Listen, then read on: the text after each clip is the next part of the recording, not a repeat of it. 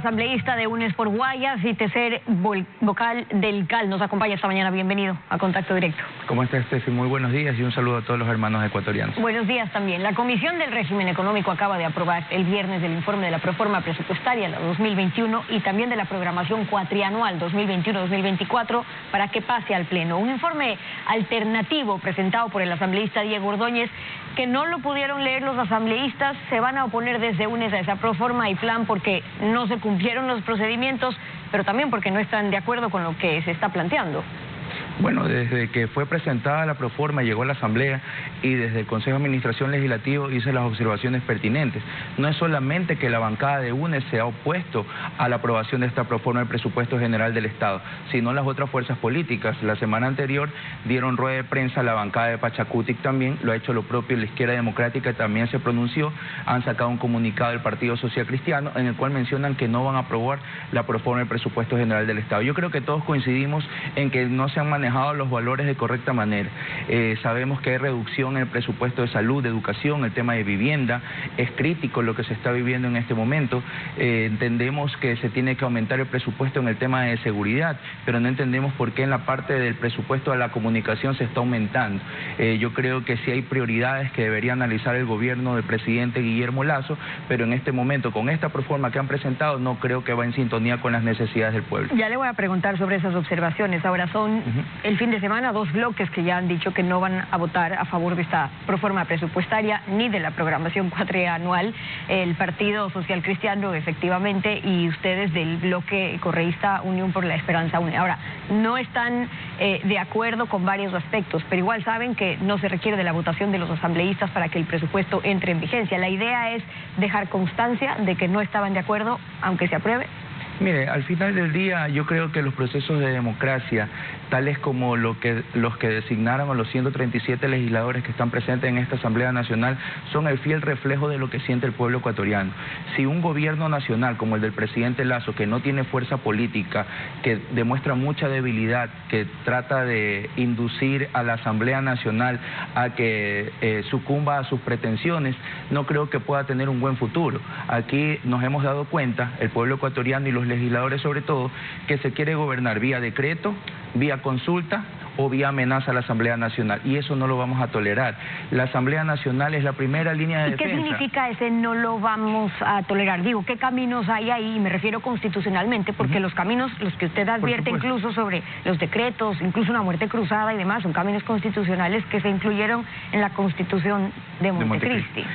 Efectivamente, la Asamblea Nacional, como primera línea de defensa del pueblo ecuatoriano entre el mal gobierno y los derechos ciudadanos, pues vamos a estar siempre al pie del cañón, respaldando a las grandes mayorías, porque las grandes mayorías están más allá del discurso que está dando el gobierno en este momento. Un gobierno de TikTok, pero no de fondo.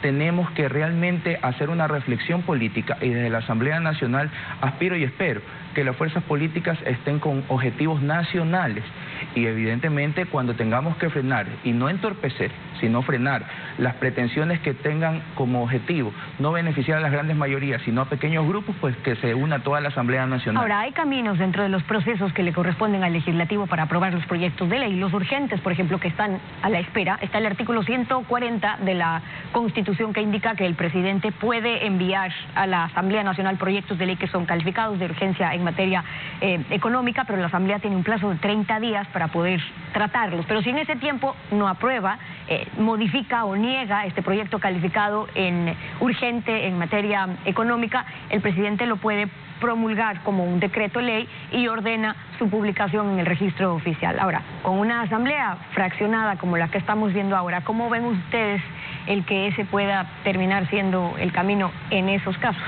Vuelvo a insistir. Le dije tres elementos: cómo quiere gobernar el gobierno: vía decreto, vía consulta, vía amenaza, y así no lo va a poder hacer durante los 4 años que tiene periodo. Mire, aquí no se debe satanizar el diálogo ni los acuerdos políticos. Aquí lo que se tiene que satanizar es el tongo y el reparto, y no lo podemos permitir.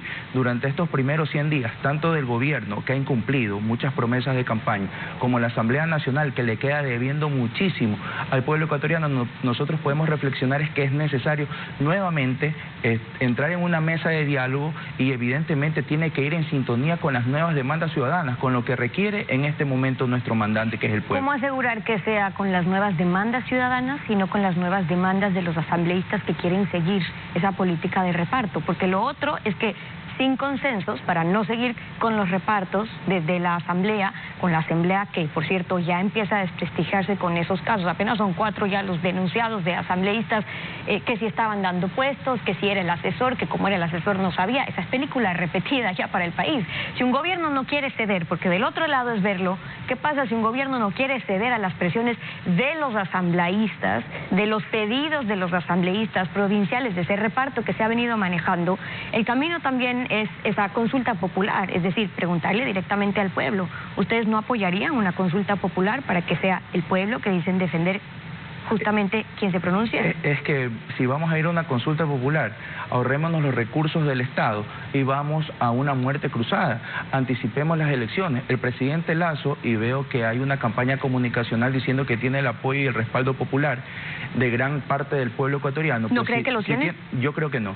Yo creo que deberíamos hacer esa medición de fuerza política en el campo que nos corresponde, en las urnas. Entonces anticipemos las elecciones, que se vaya la asamblea, que se vaya el presidente y pues que el pueblo ecuatoriano decide quién debería gobernar. ¿Por qué ese camino de anticipación de elecciones, muerte cruzada, que también es un camino constitucional que lo permite, antes que se pronuncie? Es decir, si está en duda la aceptación que pueda tener el presidente, muchas de las políticas que quiera aplicar, aunque esa votación se ve también en mi plan de gobierno, en lo que se haya propuesto en un plan de gobierno, digo, ¿por qué no consultarlo en una consulta, ver ahí los resultados antes que una muerte cruzada? ¿O por qué ven mejor la opción de la muerte cruzada? Porque vamos a que una consulta, sobre pretexto de amenaza, entonces dicen, cuando la asamblea está empantanando, cuando la asamblea está entorpeciendo, nosotros tenemos que efectuar los mecanismos o tenemos que activar los mecanismos de democracia directa. Y eso, para nosotros, significa gasto, porque vamos a ir a una consulta popular, vamos a ir a las elecciones.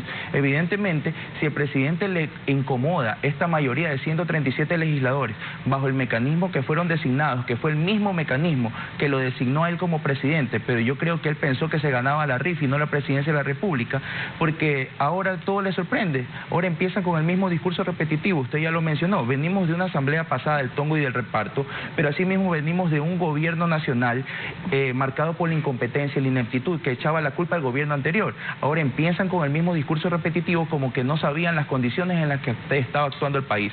Así que yo creo que por respeto al pueblo ecuatoriano, por respeto a esas grandes mayorías, que nosotros somos respetuosos y escogieron al presidente Lasso, pero nosotros también como bancada Unión por la Esperanza representamos a ese más del 48% que confiaron en nosotros, tenemos que aplicar los mecanismos de democracia directa. El planteamiento de UNES, entonces, cuando hablan de aplicar los mecanismos de democracia directa, el planteamiento de UNES, entonces, es no a una consulta popular, entonces que vaya a una muerte cruzada, que es otro camino constitucional que está en la Constitución. Ahora, Unidad Popular, por ejemplo, tampoco parece estar muy de acuerdo con las últimas decisiones del Ejecutivo. Aplauden el avance del plan de vacunación, sí, pero dicen que aún no se ve la decisión del presidente en dos cosas, en eliminar el 2% que deben pagar los microempresarios, por ejemplo, o apurar, dicen ellos, la gestión para las bajas de las tasas de interés o el crédito a los campesinos del 1% de interés a 30 años plazo. O sea, PSC por ahora no vota con el gobierno, Pachacutic tampoco, UNES, ustedes tampoco, Unidad Popular quizás tampoco, pero la ministra de Gobierno dijo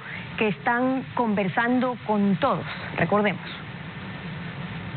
Si es que como producto del diálogo no se producen acuerdos, cosa que yo esperaría que se produzcan dentro de la Asamblea Nacional, aunque sean acuerdos de carácter puntual, y así es que no se puede establecer una plataforma de carácter programático que pueda cobijar a la mayoría de los intereses de los ecuatorianos y de la fragmentación de la Asamblea Nacional, entonces recurriremos a las herramientas que la Constitución plantea. En este momento yo diría claramente que consulta popular. En este momento no hemos analizado muerte cruzada, pero siendo una de las posibilidades que están abiertas constitucionalmente, si es que es necesario la consideraremos. Nos hemos reunido con el BAN, porque son los aliados, con la Izquierda Democrática, con el Partido Social Cristiano, con Pachacutic, y en este momento estamos planificando el diálogo con UNES.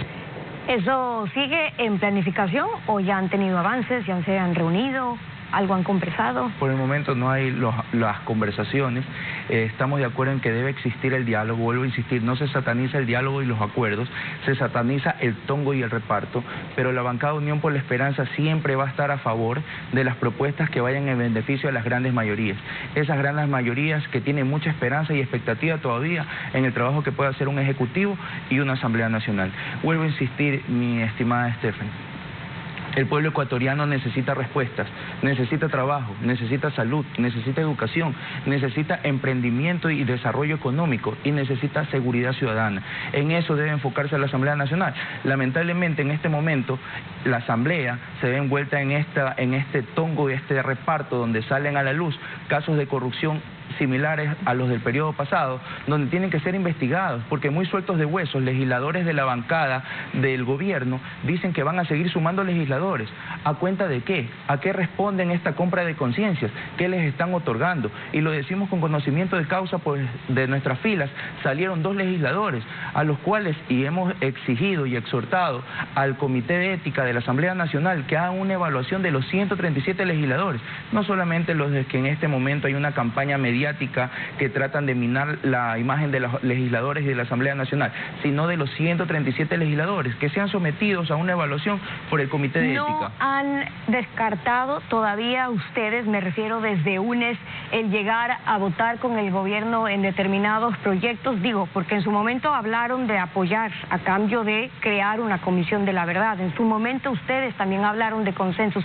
¿No sigue en juego entonces el ofrecer gobernabilidad al presidente a cambio de revisar, buscar anular los procesos que se sigue en la justicia en contra de varios de sus compañeros, que era lo que buscaban? Bueno, primero aclarar que no era parte de la conversación política anular los procesos, es de una revisión con un mecanismo que realmente sea objetivo, imparcial e independiente. ¿Qué revisión puede haber en procesos judiciales donde hay incluso ya sentencias? Por eso, porque son sentencias espurias. Imagínense si el Interpol no quiere dar... Entonces era una revisión política lo que se buscaba. Pero es una revisión, pues, ¿no? Pero con gente y con profesionales capaces, no como en este momento que las autoridades de justicia han dejado una deuda histórica al país. Necesitamos realmente transparencia, necesitamos verdad, necesitamos justicia y hay los mecanismos para poder consolidarlo. Parte del acuerdo... Pero ese interés que tenían para llegar a acuerdos, porque ahí tenían ese interés que usted ahora aclara, ¿no existe todavía? Pero por supuesto que siempre va a ser... ¿Ahí se aplican los consensos? No, siempre va a existir el acuerdo para sacar a la verdad, la luz, la justicia y la transparencia. Siempre va a existir. Y sobre la mesa de la bancada de UNES, y lo puedo garantizar como legislador de la bancada de UNES, siempre vamos a cumplir nuestros acuerdos. Quienes rompieron los acuerdos son los que están hoy gobernando y cogobernando con el presidente Lasso. Nosotros vamos a estar a favor de las grandes mayorías, quienes depositaron su confianza en el voto popular para la bancada de la Unión por la Esperanza. Es la posición de Ronnie Aliaga, asambleísta de UNES y tercer vocal del CAL, acompañándonos hoy en Contacto Directo. Muchas gracias por haber estado con nosotros.